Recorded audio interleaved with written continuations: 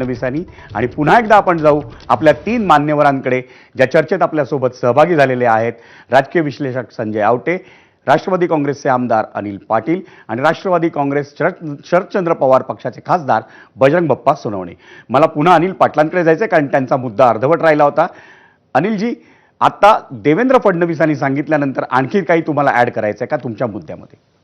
आता जे मुख्यमंत्र्यांनी यामध्ये सांगितलं, ती जी राष्ट्रवादी काँग्रेस पक्षाची जी प्रक्रिया आहे त्याच्यामध्ये नेता निवडीची असेल किंवा आणखी त्याच्या अगोदर कोर कमिटीची बैठक असेल, ही प्रक्रिया उद्या दुपारपर्यंत सगळ्या आमदारांना बोलवलं जाईल. अजूनपर्यंत आमच्यासारख्याला निरोप तर नाहीच आहे, परंतु रात्री उशिरापर्यंत ते निरोप येतील आणि उद्या ती बैठक आता जी काही माध्यमांमध्ये ऐकलं त्यानुसार ती होईल.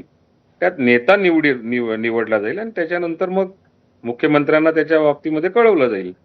मुख्यमंत्र्यांचा अधिकार आहे पुढची प्रक्रिया कशी करायची हे त्यांनी बरोबर सांगितलं की हा अलायन्स मध्ये ज्यावेळेला आपण एकत्र काम करतो त्यावेळेला ज्या त्या पक्षाचा नेता निवडीचा किंवा मंत्रिमंडळात समावेश करण्याचा किंवा अन्य कुठले पक्षीय स्तरावरचे निर्णय जे घ्यायचे असतील ते त्या पक्षाच्या नेतृत्वाने घेतले पाहिजे.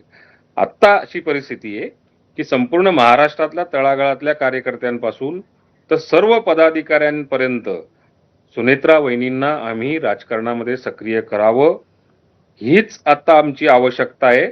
म्हणजे मी मगाशी जे बोललो की मोठ्या दुःखामध्ये एक छोटासा कुठेतरी आम्हाला आशेचा किरण दिसायला लागला की ज्या माध्यमातून राष्ट्रवादी काँग्रेस पक्ष आता पुढे बळकट करण्याची आम्हाला ताकद येईल. एका दुर्दैवी घटनेनंतर एक मोठा निर्णय राष्ट्रवादी काँग्रेस आणि कदाचित त्यानंतर राष्ट्रवादी काँग्रेसचा विधिमंडळ जो पक्ष आहे तो देखील घेण्याची शक्यता आपल्याला दिसते आणि ती शक्यता अनिल पाटील यांनी सुतोवाच केलेल्या आपल्याला बातम्या येत आहेत त्याच्यातून दिसत आहे. पण मला बजरंग बाप्पांकडे जायचं आहे. बजरंग बाप्पा, आपण ज्या 2 गोष्टी बघितल्या आहेत त्या तर